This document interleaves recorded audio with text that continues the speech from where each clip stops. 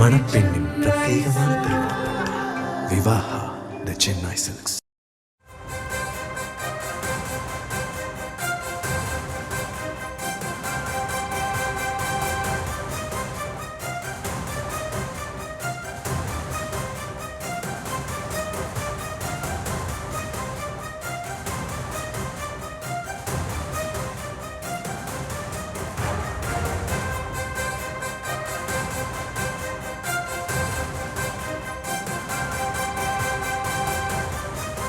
Marxist communist கட்சியை கூட்டணி பேச்சுவார்த்தைக்கு திமுக அழைத்திருப்பதை அண்மை செய்திகளாக நாம் பார்க்கிறோம்.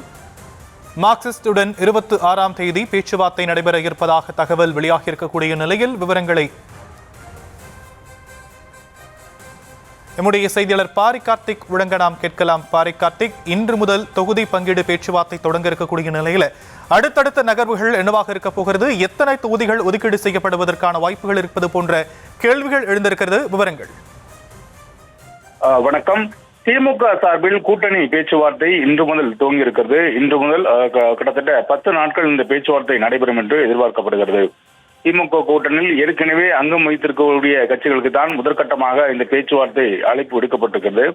அந்த அடிப்படையிலே ஐயுஎம்எல் தான் ஒவ்வொரு முறையும் திமுக சார்பில் அழைப்பு விடுப்பார்கள். அதன் அடிப்படையிலே இன்றைய தினம் ஐயுஎம்எல் தங்களுடைய பேச்சுவார்த்தையை துவங்கி நடத்துகிறார்கள். வருகின்ற 26ஆம் தேதி மார்க்சிஸ்ட் கம்யூனிஸ்ட் கட்சிக்கு அழைப்பு விடுக்கப்பட்டிருப்பதாக தகவல் சொல்லப்படுகிறது. மார்க்சிஸ்ட் கம்யூனிஸ்ட் கட்சியை பொறுத்தவரையும் கடந்த 2021 தேர்தலில், சட்டமன்ற தேர்தலில் 6 தொகுதிகளை திமுக பெற்று 2 தொகுதிகளை மட்டுமே பெற்றார்கள், வெற்றி பெற்றார்கள். மீதம் இருக்கக்கூடிய 4 தொகுதியிலும் தோல்வியடைந்தார்கள். 2024 பெற்ற 2 நாடாளுமன்ற தொகுதியிலும் வெற்றி பெற்றார்கள். இதன் அடிப்படையிலே இன்றைய தினம் அவர்களுடைய பேச்சுவார்த்தையான முதற்கட்டமாக விருப்ப தொகுதி என்ற அடிப்படையில் ஒரு பட்டியலை கொடுப்பார்கள். அந்த பட்டியலின் அடிப்படையில் தலைமையிடம் பேசிவிட்டு நாங்கள் முடிவை சொல்கிறோம் என்று அவர்களை மீண்டும் அடுத்த கட்ட பேச்சுவார்த்தைக்கு அழைப்பார்கள். எனவே இந்த முதற்கட்ட பேச்சுவார்த்தை என்பது விருப்ப தொகுதி என்ற அடிப்படையில் தமிழகம் முழுக்க தங்களுக்கு வெற்றி வாய்ப்புள்ள தொகுதியும் தங்களுக்கு சாதகமாக உள்ள தொகுதிகளும் பட்டியலை திமுக தலைமையிடம், அதாவது அறிவித்திருக்கக்கூடிய திமுக கூட்டணி தலைமையிடம் கொடுப்பார்கள். அவர்களுடைய இந்த முதற்கட்ட பேச்சுவார்த்தை என்பது பெரிய அளவிற்கு முன்னேற்றமோ பெரிய அளவிற்கு ஒப்பந்தமோ அதே போல உறுதி செய்யப்பட்ட எந்த ஒரு பேச்சுவார்த்தை இருக்காது. அடுத்தடுத்த கட்ட பேச்சுவார்த்தையில் தான் உறுதி செய்யப்படும் கூட்டணி ஒப்பந்தங்கள் கையெழுத்தாகப்படும். அதன் அடிப்படையிலே முதற்கட்டமாக பேச்சுவார்த்தைக்கு வருகின்ற 26ஆம் தேதி திமுக கூட்டணி சார்பில் அழைப்பு விடுக்கப்பட்டிருக்கிறது.